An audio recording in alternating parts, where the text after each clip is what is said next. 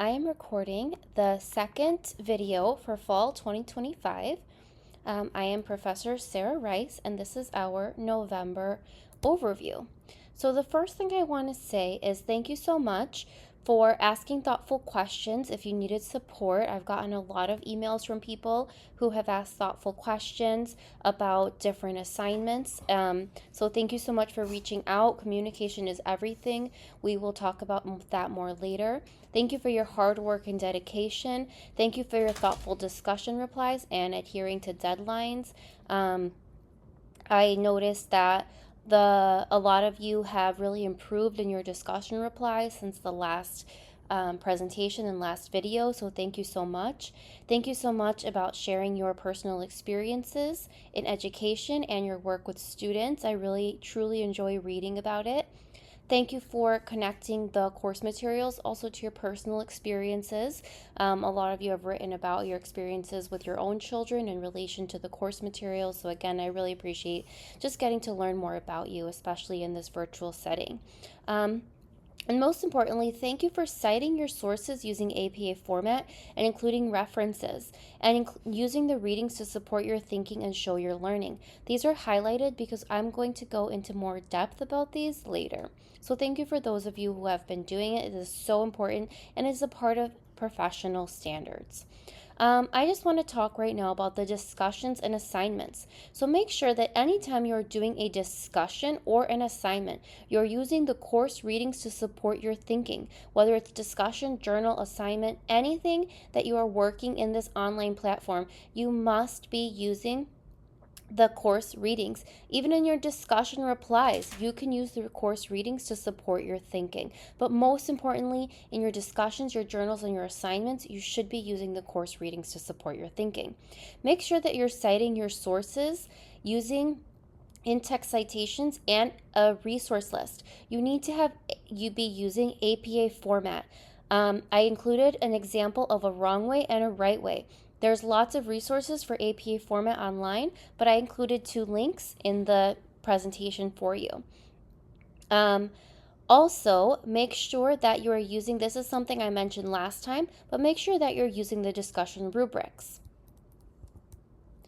In terms of your discussion posts, so last time we talked a lot about the discussion replies. This time I want to talk about the discussion posts themselves. Be sure that you are using the course readings to support your thinking in discussion posts. You should have in-text citations and a reference list for your discussion posts. Again, make sure that you are using APA format. I included a right and a wrong way. This is something I talked about before, but I just want to reiterate that anyone can reply to questions in discussion replies, and discussion replies should actively stimulate and further the conversation. You can present an alternative point of view, you can ask a question, you can engage in respectful critique, or you can include your own anecdotal story to support a course participant's viewpoints. However, saying something as simple as, oh, you did a really great job this week. I really like how you said XYZ. Nice work. That is not sufficient. You should be furthering the discussion.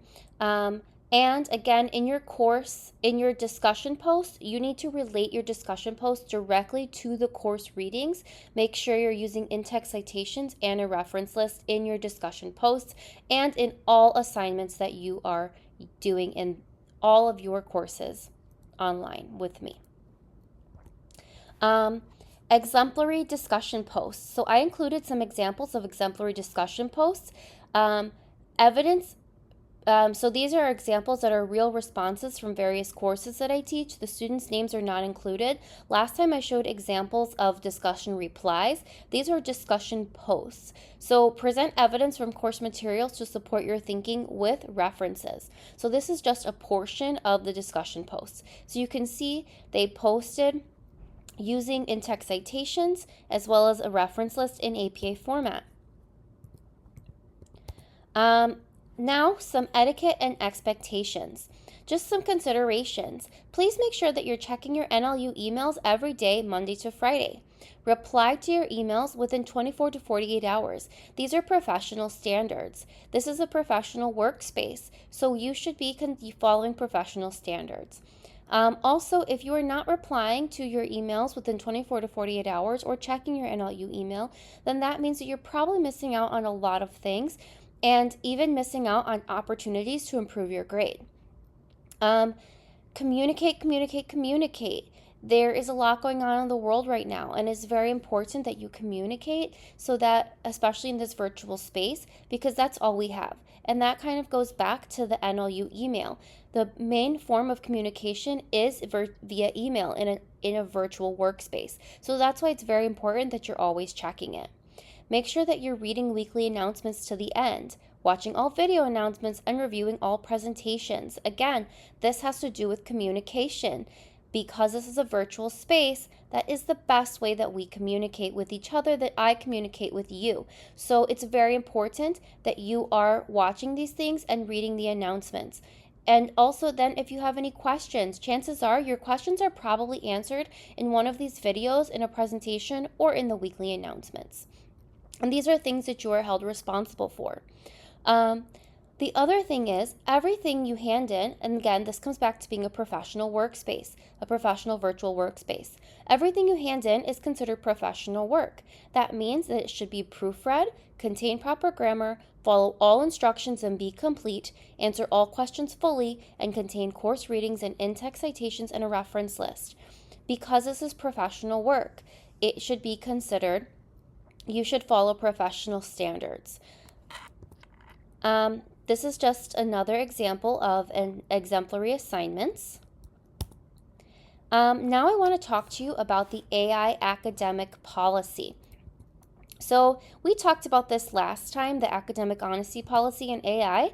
Now I want to give you a little bit more detail. So essentially, your coursework in these education courses, it's not like having a general degree in history or biology or French. These are directly connected to your field work, to your future career. So that means the things that you're learning in these courses connect to the content test, to your field work, to future job interviews, and to lesson planning. That's why it's really important that you're really engaging in the readings, in the discussions, and in all of the coursework that we have, because your understanding of that is going to help you do better on the content test. It's going to help you do better in your field work, when you're lesson planning, and even impress future employers when you're job interviewing. And when you're using AI to create your work, I want you to think, is this something that I would want my students to be doing? So think about if you are a teacher in the future, right? When you're doing something, think, is this something that I would want my students to be doing? Is this something that I would want my students to hand in? And if the answer is no, then you probably shouldn't be doing it as well. The discussions should be in your own voice. So I know online discussions can be a little bit tricky, but imagine if you were in person. So the online discussion should be in your own voice. Now, if you want, in order to make your discussions more professional, you should be incorporating the course readings. Again, if you were in person, we would be having a discussion about the course readings and things that you're reading and seeing in the course. So it should be the same online and in your own voice.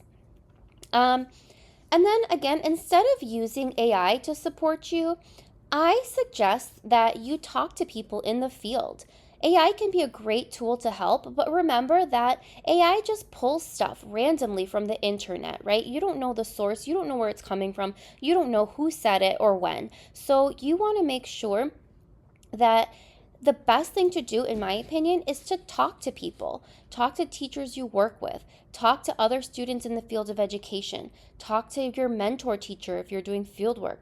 Talk to your professors. Talk to teachers in your family or friend groups. Really just talking to people in the field is the best way. I recommend telling them, hey, I'm doing this discussion, and this is the discussion prompt. I'm just kind of wondering, what do you think about it? And have an open conversation about it, because I think that's really the best way to learn, is by talking to people in the field. I included a chart here that just goes through the ethical and unethical uses of AI. So essentially, AI should be a learning aid, not a replacement for your effort. That's something that I've pretty much been talking about. But this just goes into detail. So it's great for brainstorming ideas. It's great for helping you better understand articles or proofread your work if you're not really sure where the commas go or check for typos. Um, but it's not for changing your words or ghostwriting for you. So you really want to make sure that everything is in your own words that you hand in, and that if it's not in your own words, that you're quoting um, and including an in-text citation and a reference